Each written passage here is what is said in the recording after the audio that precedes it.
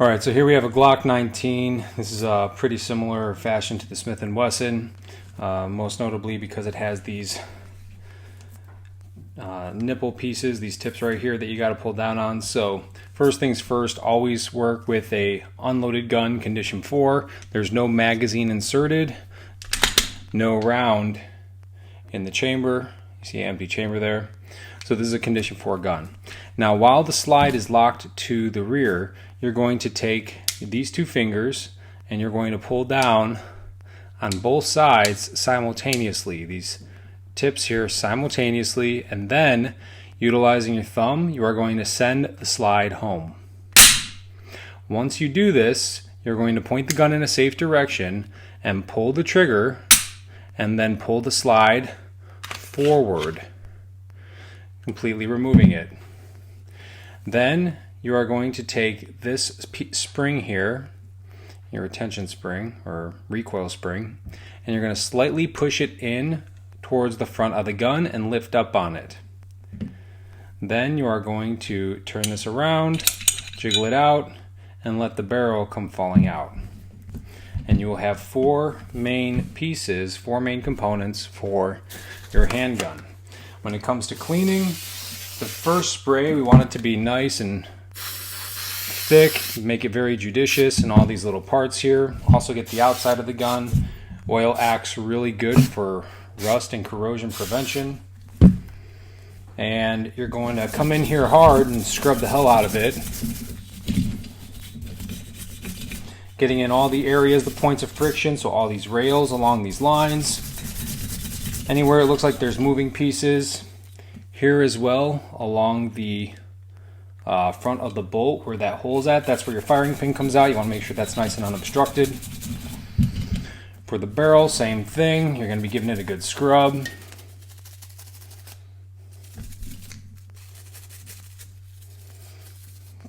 For the inside of the barrel, you're going to probably want to use a bore snake. I don't have one here with me.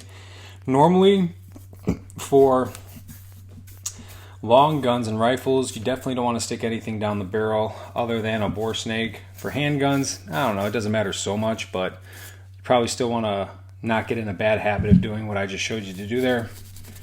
Spring, you definitely want to be scrubbing these springs out. These springs will dry out a lot, and then you end up getting some sort of like crack in it, and then the gun starts to jam up on you a lot. It's not functioning properly.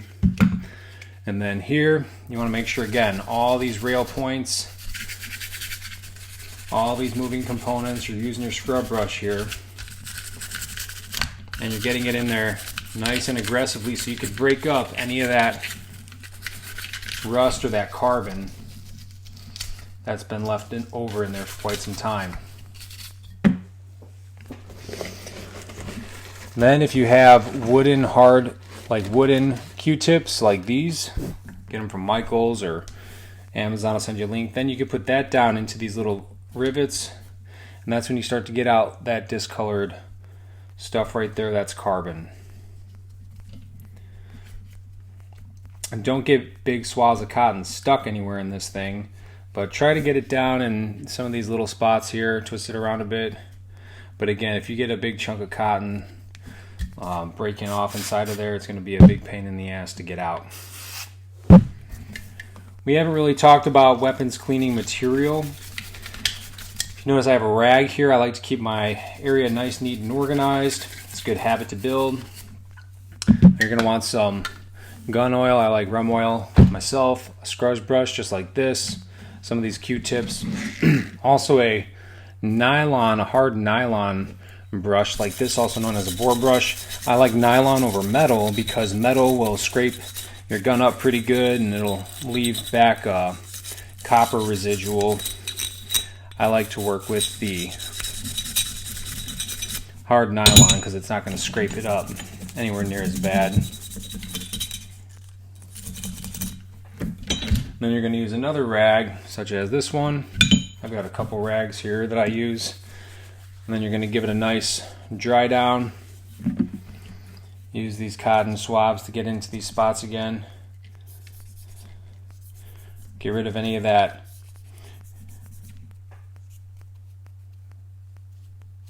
carbon that's been broken up. And what's going to happen is this gun oil is going to soften up and bind to that carbon.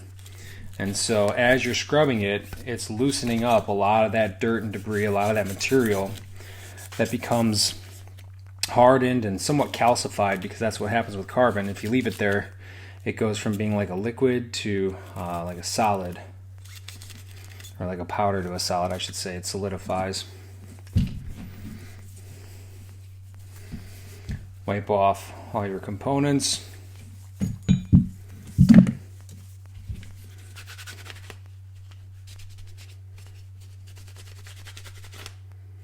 And this is a very quick video. You should be doing this much more in depth. You should repeat this process a few times until your Q-tips are not getting any more discoloration. But for the sake of time here today, and since this is just a very basic overview, I'm going to go ahead and get ready to put her back together.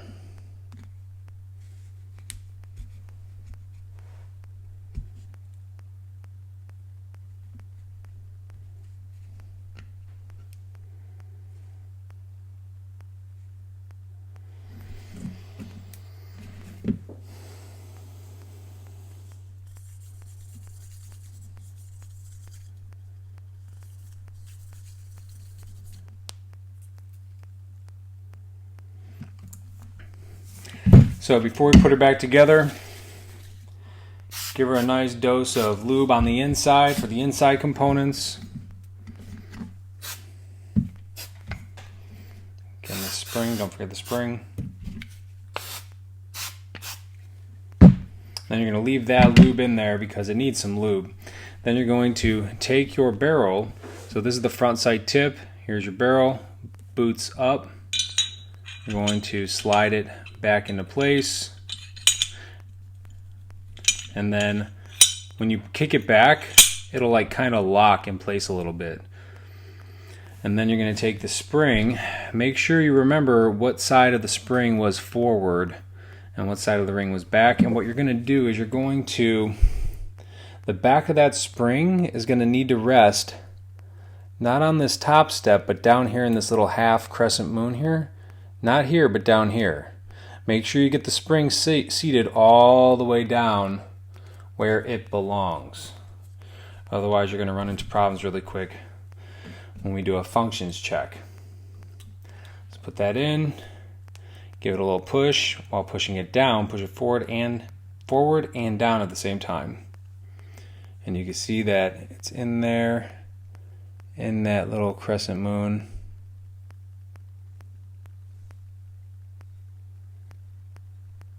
There we go. Then you are going to take these rails right here and line them up with these bottom rails right down here as such. Then you're going to slide it back. Be careful that this part is not protruding. Everything back here is down. And then you're going to push it all the way back, lock it to the rear. Now we need to perform a functions check for this gun. We're going to send this home. Attempt to fire without disengaging the safety, meaning this here is the safety in the middle. So what I'm going to attempt to do is pull the trigger back without pushing that safety in. The gun should not fire. Here it does not fire. Now with engaging the safety, try to fire. It should drop the firing pin. Continue to hold it back. Do not let this go. And then push, pull, release. You're cocking that firing pin. Slowly release it. We should hear the firing pin reset, the trigger reset. Trigger does reset, and that is a proper functions check with this gun. Again, lock the slide to the rear. It should lock. Send it home. Attempt to fire without disengaging the safety. It should not fire. Disengage the safety, attempt to fire, and hold it back. Firing pin does drop. Push, pull, release. We're cocking the firing pin. Now we are resetting the trigger. Trigger should reset. and that is a proper functions check. That means you put it back together correctly. Now, for you doing some drills, do not wipe it back down. Work with the greasy hands. Greasy hands are going to require you to be more precise with your muscular activation and tension. So give it some drills, lock it to the rear a few times with your greasy fingers, and that is how you assemble and disassemble this style of a striker fire weapon system. They're all pretty similar. We could talk about the 1911 a little bit later. That one's going to be much more complicated. Let me know if you have any questions.